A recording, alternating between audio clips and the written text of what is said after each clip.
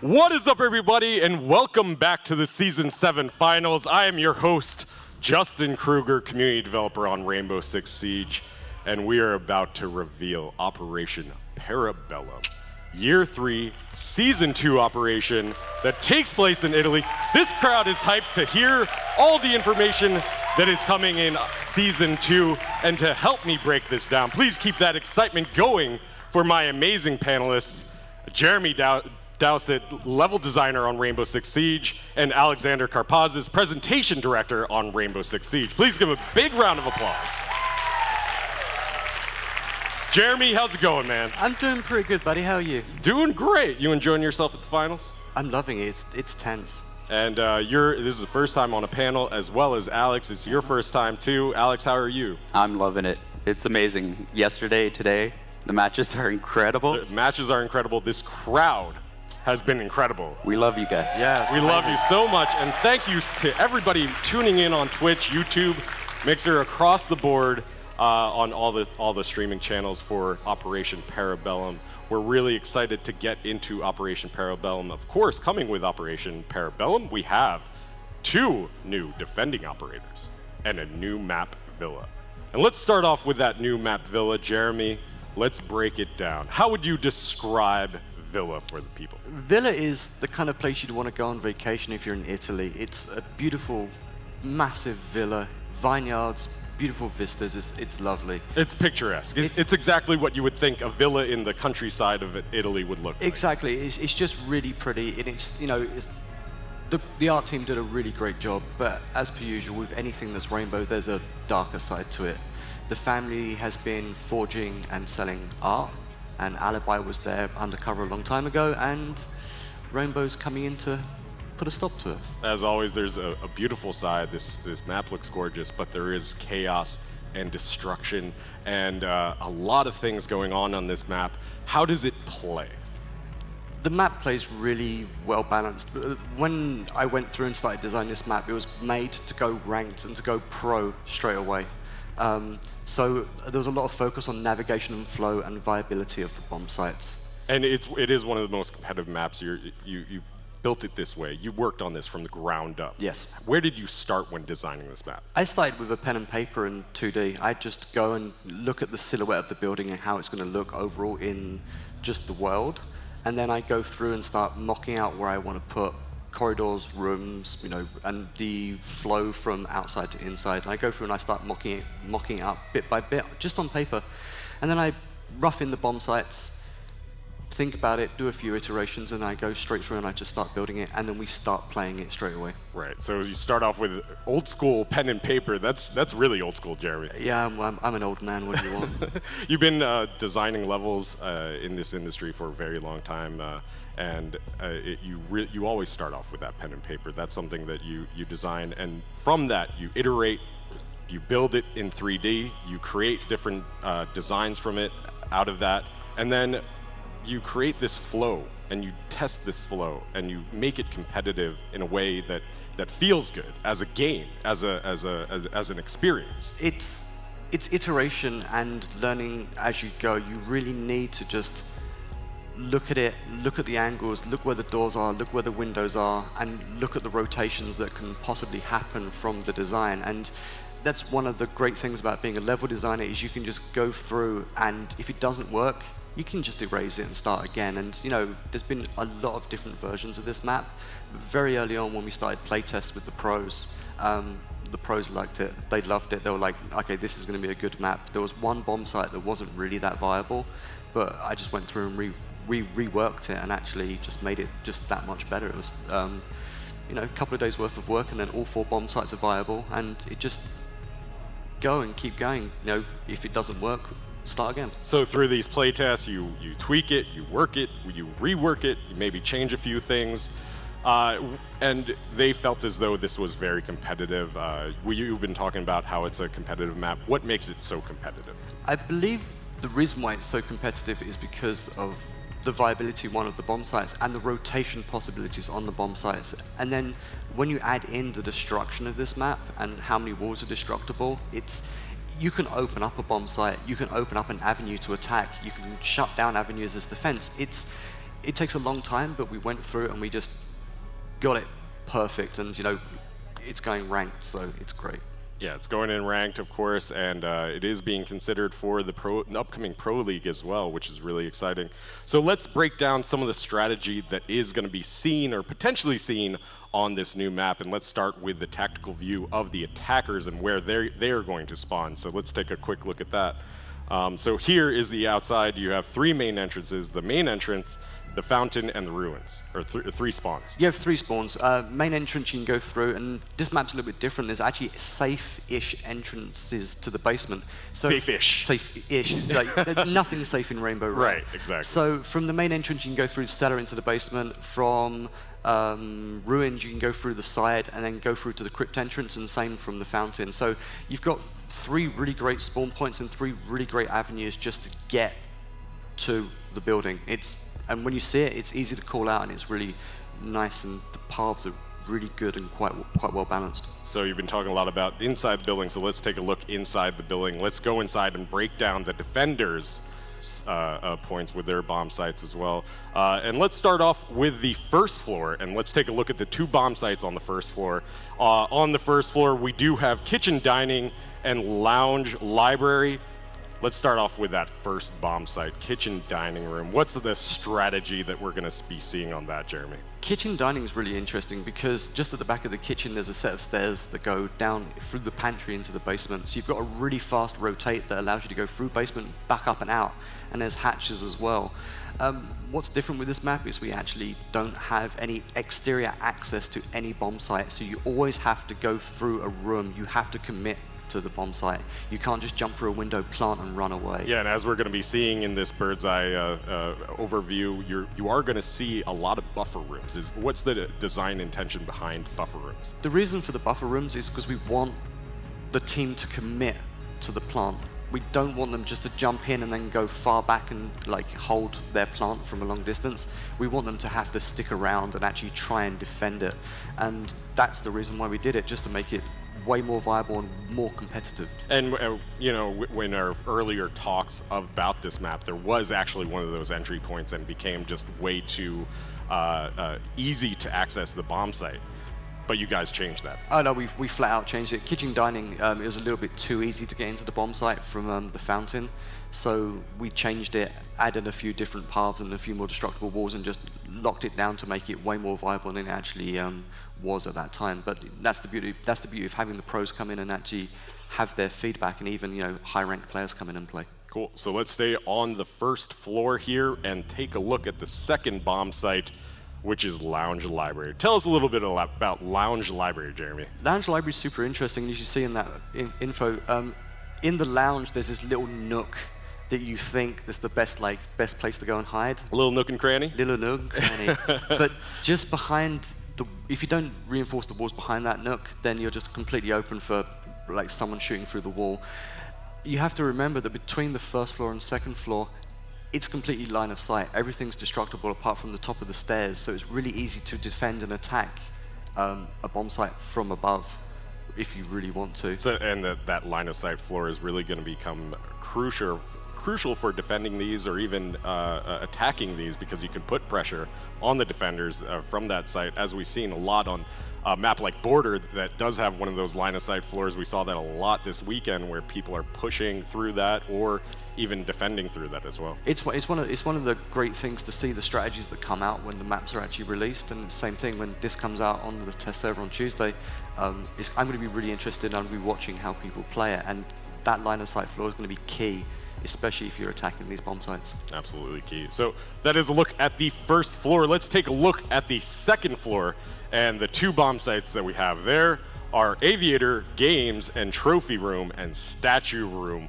Jeremy, let's break down this first bomb site here, which is the Aviator Room and the Games Room. The Games Room and Aviator Room is really fun. The bomb sites are actually adjacent just through a breakable wall, but there's also a rotation path through a vault where you see the hammer on the wall. Oh, that's where we see the Sledge's hammer in the beautiful case that you might have seen in the teasers or something like that. It's up on the wall. The art guys love to just put stuff in the map. There's a lot of Easter eggs I've noticed in this map. There is a number of Easter eggs. It'd be interesting to see how long it takes the community to find them all, actually. But what's really interesting is the bomb sites are adjacent to each other with a breakable wall, and there's really fast rotates, and you're in close proximity to red stairs, and you're also in close proximity to the main stairs from the main entrance. So the opportunity for rotations on all of the bomb sites is brilliant. And that's one of the main key aspects of this map is the rotations that are going to be really crucial. It brings in a lot of strategy as well. It's going to be key for teams is communication and how they're going to rotate on and off of the sites. Even when you're attacking, how you're going to rotate. And there's so many viable options for rotations on this map, it's kind of mind-boggling. And as we're seeing here, there's a lot of destructibility too.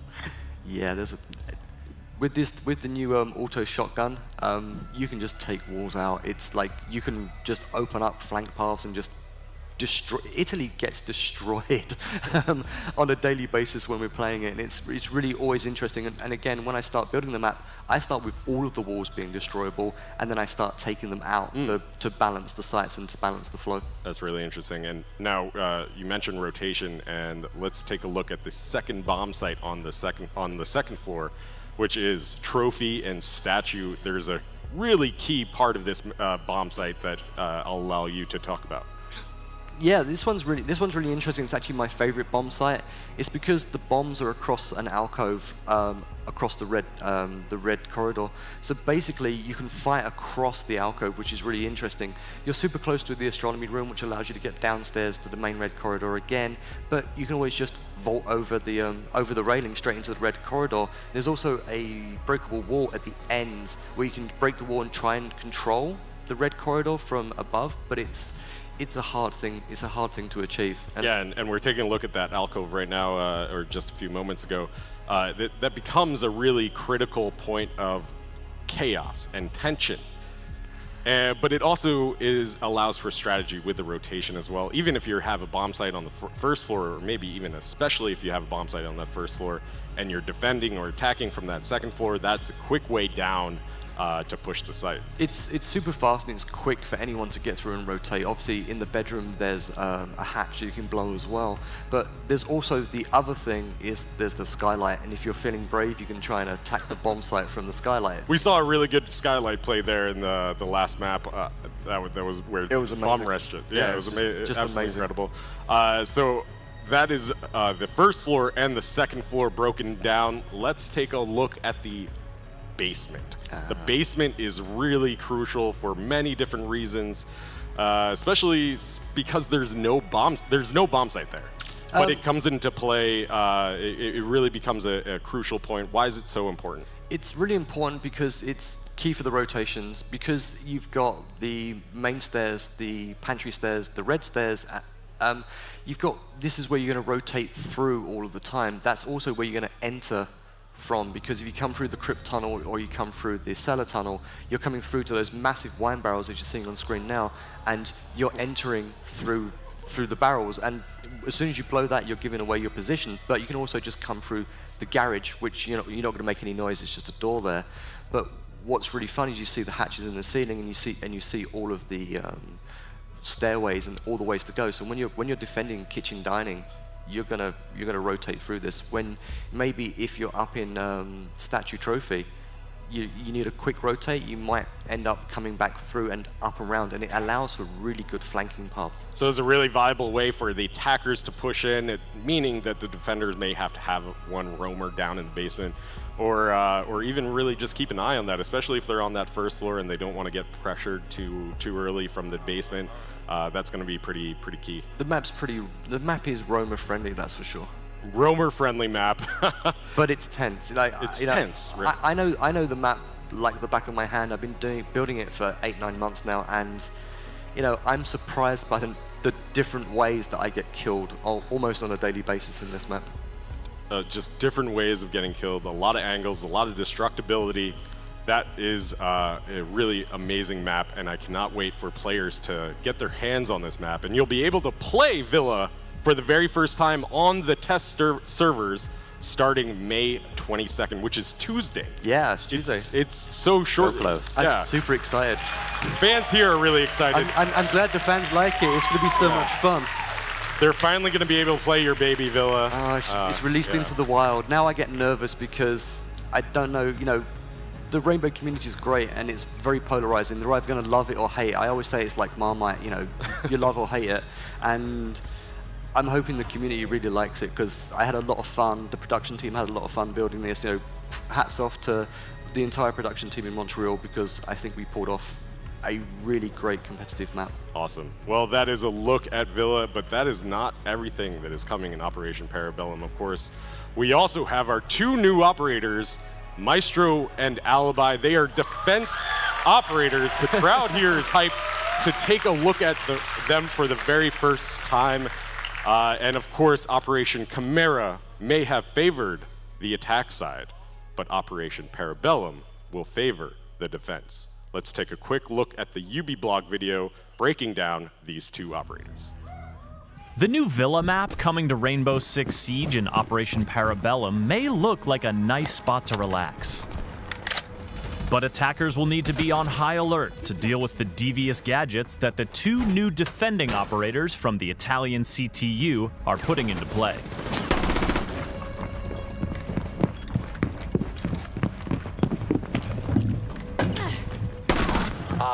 One of the most important skills in Siege is spotting your enemies before they spot you. But what if your enemy wasn't your enemy? Say hello to Alibi, and Alibi, and Alibi, and Alibi.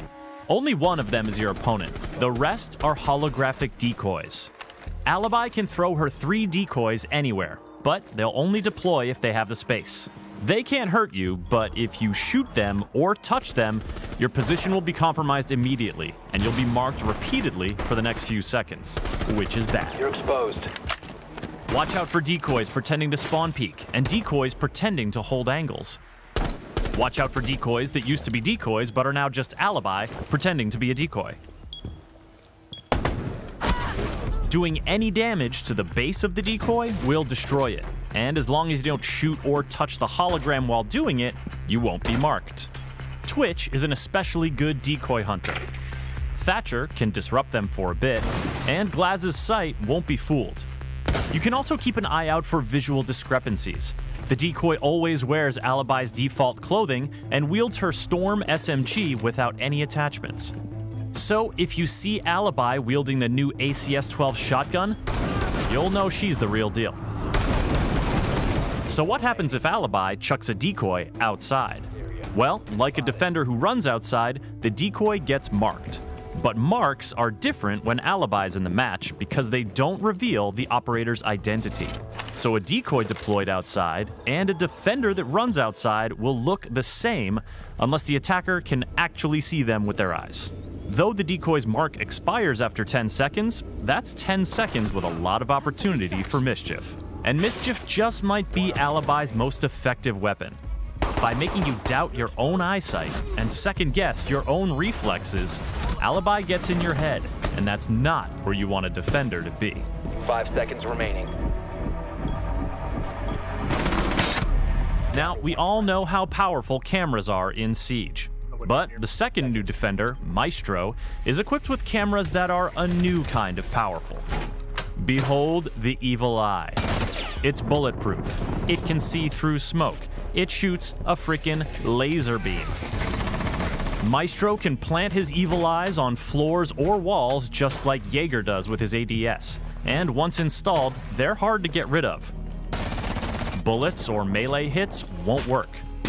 You'll need to use explosives, or destroy the surface it's planted on, or call in your old pal Sledge for a quick demo job. Thatcher and Twitch can disable them temporarily, but as long as the shutter is closed, evil eyes are free to be used as cameras by anyone on the defending team. They can mark targets and they can see through smoke, so you'd better be sure there isn't one watching when you rappel in through a courtyard roof opening and try to plant the diffuser. But the evil eye doesn't just spectate.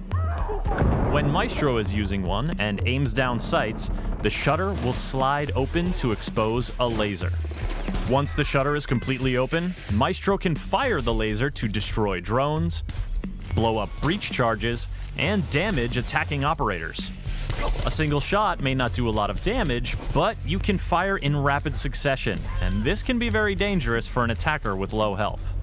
Deploy in a good spot, and you can quickly land a bunch of shots before your enemy zeroes in on you, or you overheat the laser.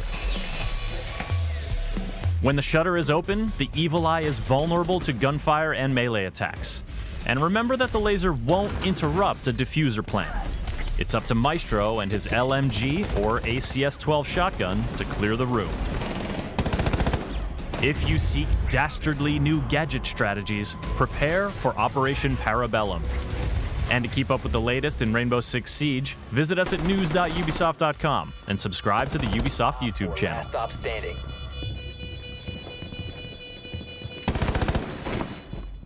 Thank you to Chris Waters for breaking down those operators and giving us a brief glimpse at the upcoming Operation Parabellum. Alex, I'd like to bring you in now.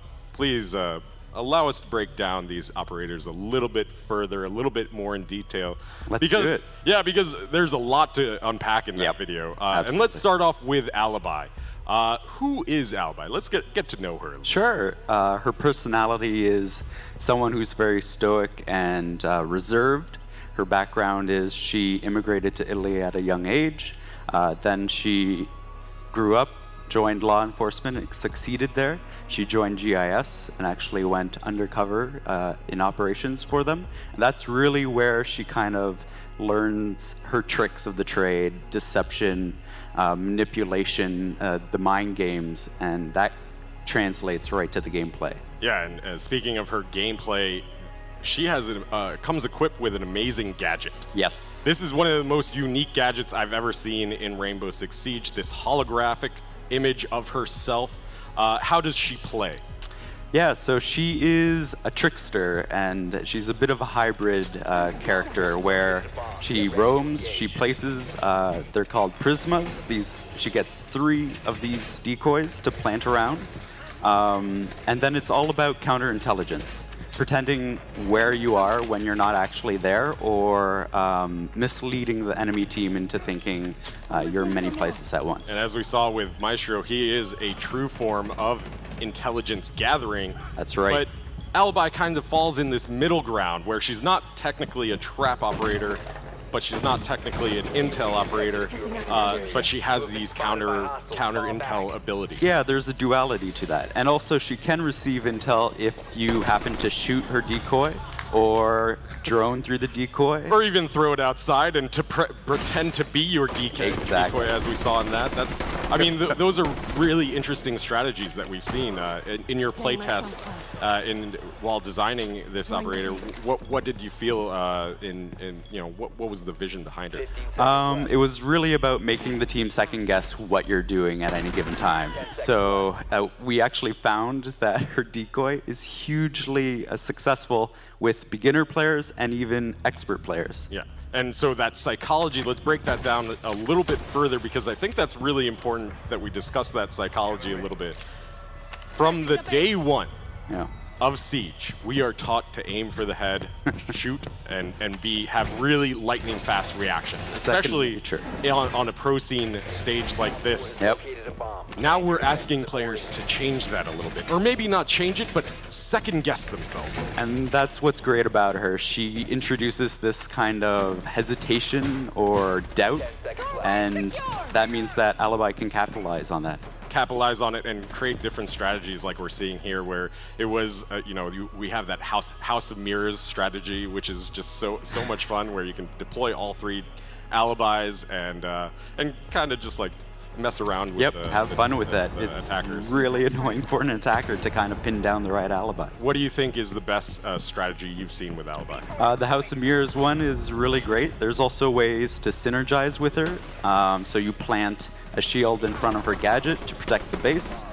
Maybe people have to jump through to disable it, and they fall into a frost trap, or there's a Capcan trap. There's a lot of ways to synergize with the different So while team. she may not be a true trap operator, she has a lot of synergies with trap operators, and she has a lot of synergies with the whole team in general, because she does have that unique passive when she deploys a gadget outside of the defender's boundaries. That's right. Actually, the passive is shared to the entire team, so anybody who runs outside of a map location won't be immediately identified. So you can pretend to be Alibi or actually throw her gadget out there, and it'll be an unidentified operator. Yeah, so really making the defense have an opportunity to be aggressive. Super aggressive, yeah. I mean, we may see plays where we haven't seen them before, may see strategies with the outside and the out-of-bounds areas becoming these more crucial areas. That's what I'm hoping for.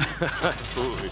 Cool, so that is a quick look at Alibi, and as we see in these videos, she comes equipped with a crazy loadout, Alex. Yep. Please tell us a little bit about her loadout, because you know, she is a roamer at heart as well.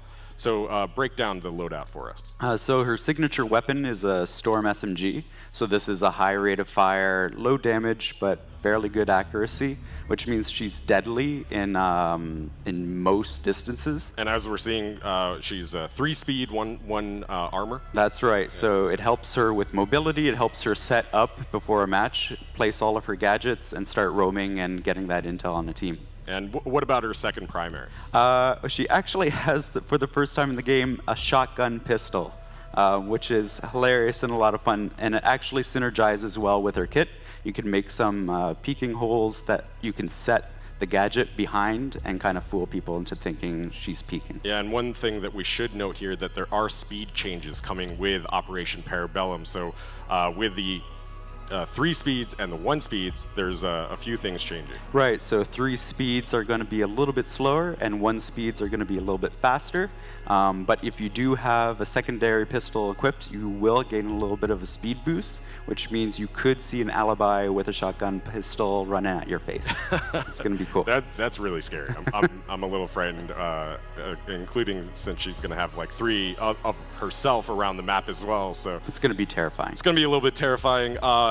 But to counter that terrifying aspect of Alibi, who would you say are her best counter picks? Well, she does use a gadget, so you'll see there's IQ who can spot it out. When you have Twitch, you can destroy it easily with the Twitch drone, and even a Thatcher EMP will disable it temporarily.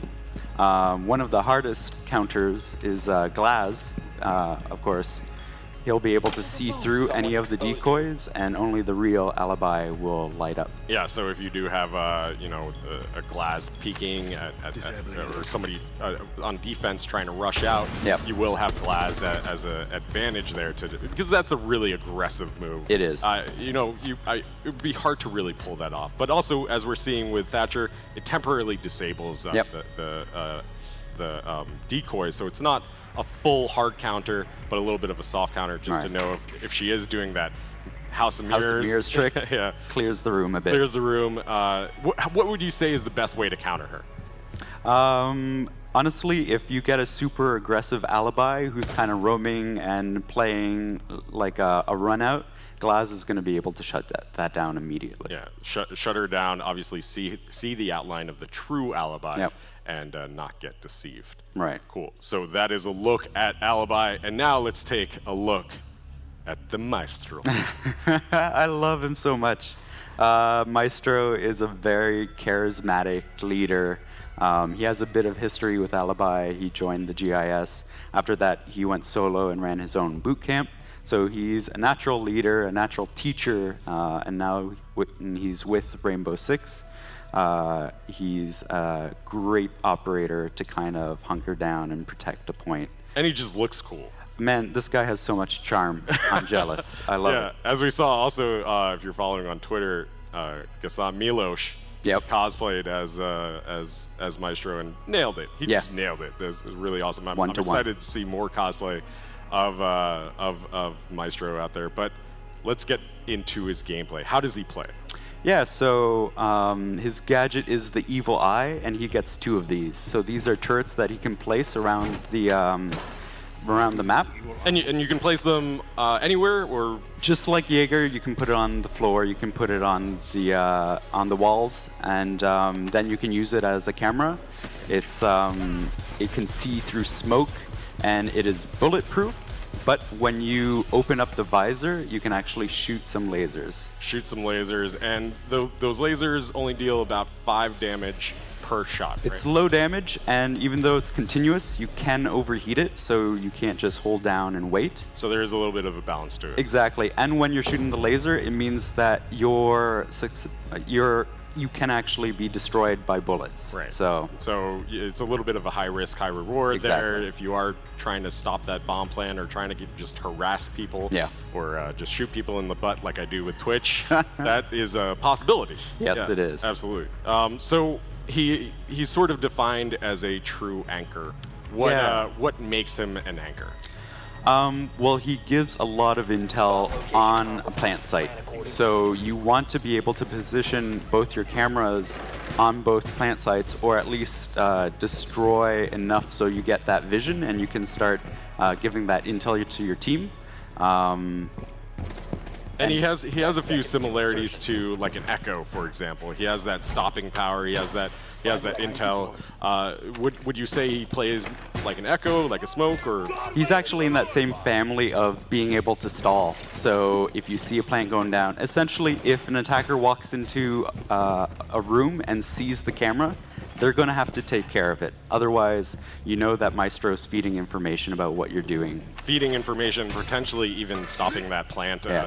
I think I've even seen some strategies where people will have 2 Maestro cameras set up and they'll just hop back and forth between them. You can be so annoying with that. It's great. So annoying. So he's even also can even fall into a harasser category as well. Exactly, yeah. In a similar way that Twitch can kind of do a variety of things, Maestro is going to be really crucial in various aspects. Yeah, he has a lot of utility. Yeah, especially if they are kind of pushing from the top side or defending from the top side on Villa as well. They can have a Maestro set up in the second floor or even in the basement. Just keep an eye on things. Of course, Maestro actually plays really well in Villa. He plays really well in a lot of maps actually. Like I played with him an awful lot, and I've played with Alibi an awful lot. But Maestro, yeah, in Maestro plus Villa, It's fun. That's a fun time. Plus, the Italians are equipped with these just explosive power and brute force Yep. to destroy this entire this entire beautiful villa that you've worked so hard on, Jeremy. It's a real shame, but I don't design for operators because you don't want anything to be OP. So the first time I was actually playing and I heard that auto shotgun, I was really wondering what it was. I'm like, what is this? And I was busy building the map, and this wall just disappeared in front of me. I'm like, oh, okay. This is. Oh, that is Maestro. Yeah, this is real now. Yeah, and speaking of that auto shotgun, let's take a look at his loadout really quick here. Yeah. After we're cut back from this gameplay, but his loadout is pretty interesting. It is. He has a lot of utility and can be built different ways. He is a 3 armor, 1 speed, so he's pretty beefy. So he's a thick boy. He is. And Another thick boy in Rainbow Six. We've given him a lot of tools to play around with that. So, like you said, he's really about brute force when it comes to his loadout. He has an LMG, and because he is a 1 speed, you can put an ACOG on that if you want. I can hear a reaction coming from the crowd here. I can't wait to see it. That's going to be really interesting, especially he is, the 1 speeds are getting a little bit of that speed boost, so they're not as handicapped as they were before. Right. With that ACOG, we may see a few spawn peaks or runouts. It could be, but then again, you want to have your Maestro alive for as long as possible to anchor down. So right, we'll he doesn't see how have they play. a really great passive. Yeah.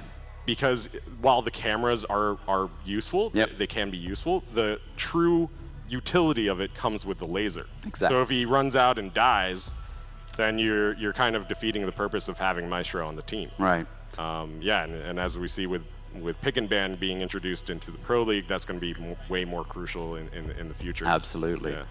On the flip side, his other primary is that full auto shotgun we've been seeing a lot, and it can delete walls and floors. It's pretty crazy, and that also works really well, giving him a lot of line of sights with his cameras. Line of sights with his cameras, just opening up walls, being able to create the environment that Maestro wants to live in. He thrives in. Yeah, exactly. He's the kind of guy that's just like, I don't like this wall.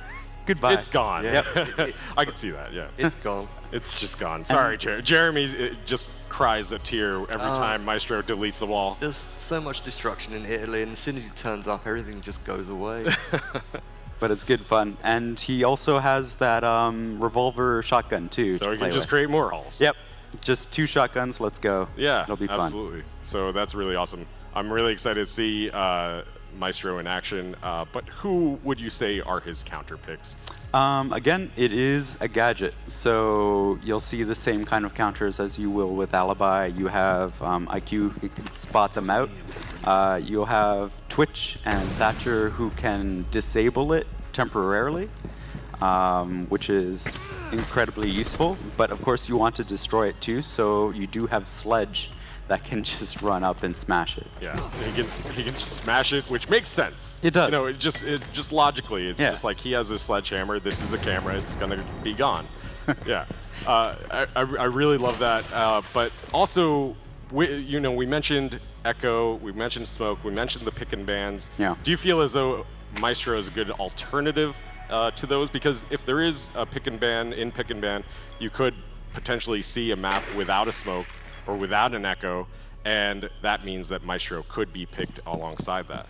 Exactly. He can either be a good alternative or actually, if those options aren't taken off the table with the ban system, he can synergize really well to create this super stall composition.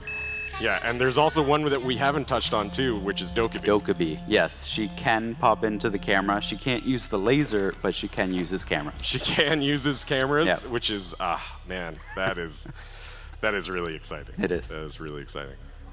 Great. So that is a look at Maestro and Alibi and Villa. That is really exciting. Yeah. But there is way more coming with Operation Parabellum. Because if you want customization items, we got customization items. We have 2 BDUs that are arriving with Operation Parabellum, one for Alibi and one for Maestro. These are head-to-toe customizations that do come with the year pass. So if you do own the year 3 season pass, you will get these right off the bat day 1. So if you want a fancy-looking Alibi or fancy-looking Maestro on day 1, you can have that. Additionally, drum roll, please. We have a new elite to show off that I don't think has been leaked yet. Oh, don't think so. That elite is the Thatcher elite. That's right. This elite skin comes equipped with a MVP victory animation winning screen. Comes equipped, obviously, with a weapon skin, a charm, and a Thatcher face reveal. A good-looking face reveal. A good-looking face love reveal. that He's a face. good-looking man. He's a nice. He's like a rugged, I'm gonna mess shit up guy. Yeah, that is a really cool look at Thatcher's elite skin. I can't wait for that. I'm like, this is awesome. You know, it's so often in Siege that our operators are behind a smoke mask or some other kind of mask, and we don't get to see their face. Their lovely faces. And Thatcher looks pretty cool. Great. So we do have a ton more coming with Operation Parabellum that will be arriving on May 22nd on the test servers. You do not want to miss out on some of this stuff that we're about to cover as well. Let's break down some of the new features that are coming in. Let's start off with the new secondary gadget, the bulletproof camera. Yeah. This camera obviously comes equipped on 6 defensive operators and was in one of our test servers before. It kind of looks a little bit like Maestro's camera, but you can't move when you're in it. How else does it differ? It can see through smoke like his camera can, but it can be destroyed in a number of different ways. It can be shot from the side, and it can be meleeed as well. So there's a couple of different options you can do to take it out. A couple of different options. Obviously, it is a gadget, so those gadget destroying abilities do counter it as well. But a really interesting secondary gadget that's coming to 6 operators. So that will be really interesting to see, how that changes a few different things. Alongside of that, since we have a new secondary camera, we have a new primary camera with a unique gadget, we had to introduce a new observation tool as well. And Echo also is getting a second Echo drone with Operation Parabellum. Yep. There are a lot of cameras now. So many cameras. How did we resolve that issue? So we updated the observation tool so that you can jump between a lot of different gadgets and the gadget families that they are belonging to. So this should make it really easy to jump between all of your team's different gadgets. So this may on the surface look like a quality of life change because you can cycle through the gadgets, you can have an easier pathway of rotating through those. But it's really a fundamental introduction. It was absolutely necessary to do the change to Echo and to bring Maestro to life. Bring Maestro to life, bring Echo's buff to life exactly. as well. Another change that you may notice in Operation Parabellum is the counter diffuser device is changing. So this is a new animation that we're introducing. Why are we doing this animation? Mainly because it's a little bit silly that you're smacking a box to end it. So this is just something that kind of fits the world a lot better. Yeah, this was on the test server, so it's going to be a really nice change coming in Operation Parabellum. Also coming in Operation Parabellum, we have the Discovery playlist. The Discovery playlist is a special customized playlist that allows you to play Villa, and only Villa, in casual.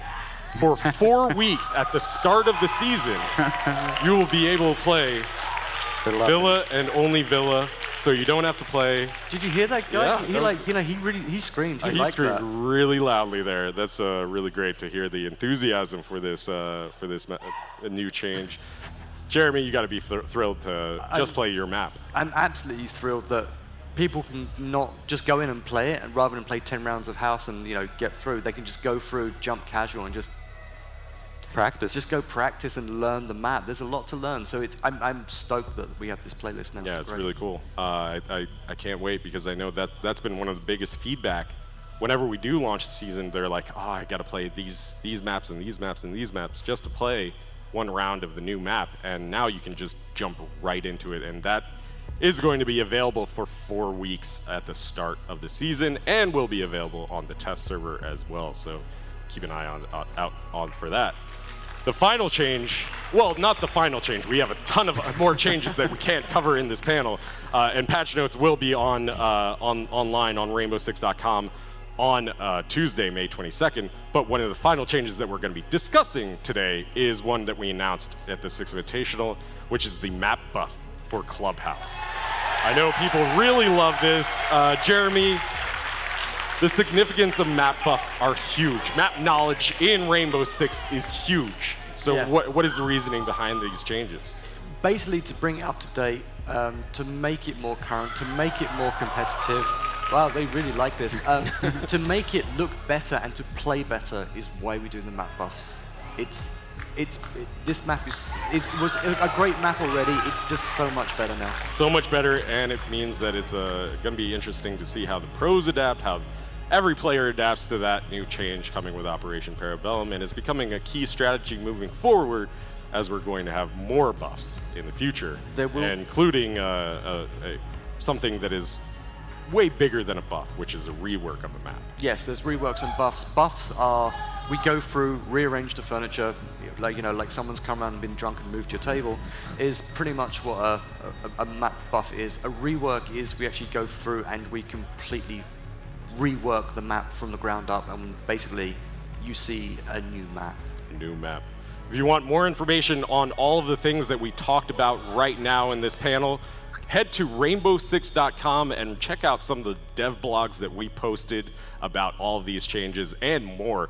Once again, that is a look at Operation Parabellum. Please give a big round of applause to Alex and Jeremy for running us through it. Operation Parabellum will be available on the test servers starting May 22nd. You do not want to miss out on that. Check it out on May 22nd, and you do not want to miss out on what is coming up just after this, the grand finals between Team Liquid and Penta Sports. Yeah.